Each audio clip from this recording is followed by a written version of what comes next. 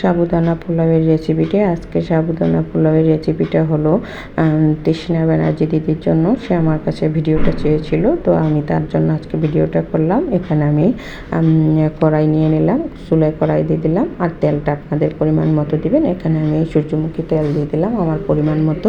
তেল কিন্তু বেশি পড়ে গেছিলো, আমি একটু বাটিতে নামিয়ে রেখেছি। এখানে আমি আদা কুচি, লবঙ্গ, 2টা এলাচি, আর 2 টুকরা দারচিনি, আর কাঁচামরিচ, তেজপাতা দিয়ে ভালো করে তেলের মধ্যে ভেজে নিচ্ছি। ভাজা হয়ে গেছে।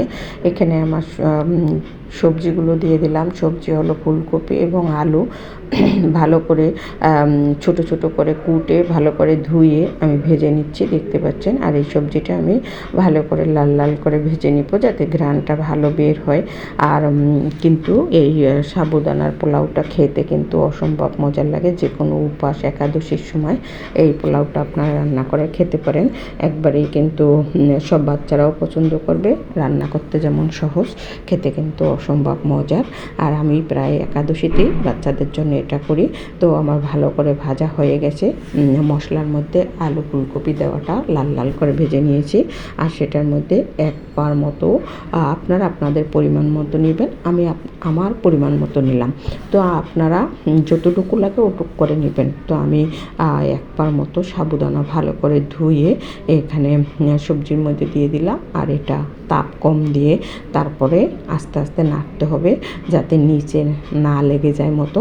এবং এটা যতক্ষণ পর্যন্ত জল থাকবে ততক্ষণ পর্যন্ত ভেজে নিতে হবে, না হয় সাবুদানা ঝুরঝুরা হবে না। একটু দেখা যাবে দলা পেকে যাবে, তারপরে দলা পেকে গেলেও খেতে কিন্তু ভালোই লাগে। তো আমার ভাজা হয়ে গেছে, দেখতে পাচ্ছেন।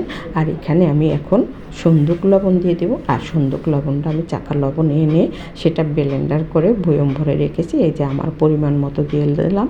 লবণটা অনেকে একটু কম বেশি খায়, তো লবণটা দিয়ে আমি আবার একটু ভালো করে ভেজে নিচ্ছি, দেখতে পাচ্ছেন, যাতে না লেগে যায় সেরকম করে ভেজে নিতে হবে।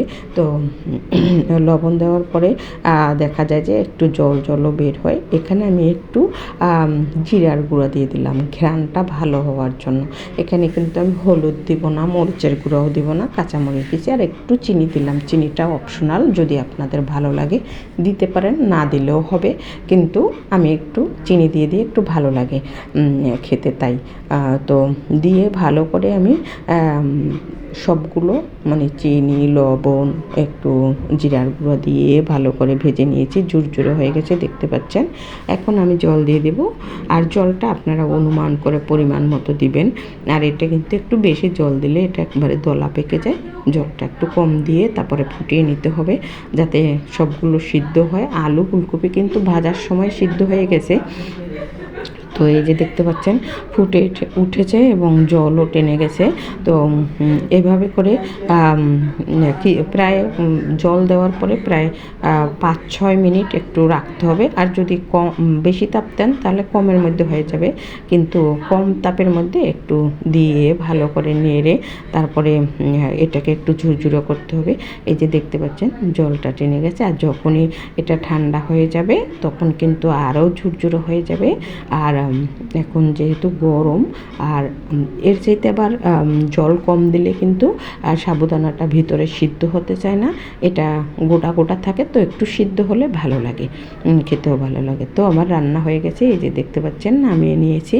আর এটা বেশ মোটামুটি ঝুরঝুরা হয়েছে, খেতে কিন্তু অসম্ভব মজার হয়েছিল। তো আমার ভিডিওটা সাবুদানার পোলাওয়ের কেমন হলো সবাই কমেন্ট করে জানাবেন। সকলকে অসংখ্য ধন্যবাদ। সবাই ভালো থাকুন, সকলের জন্য শুভ।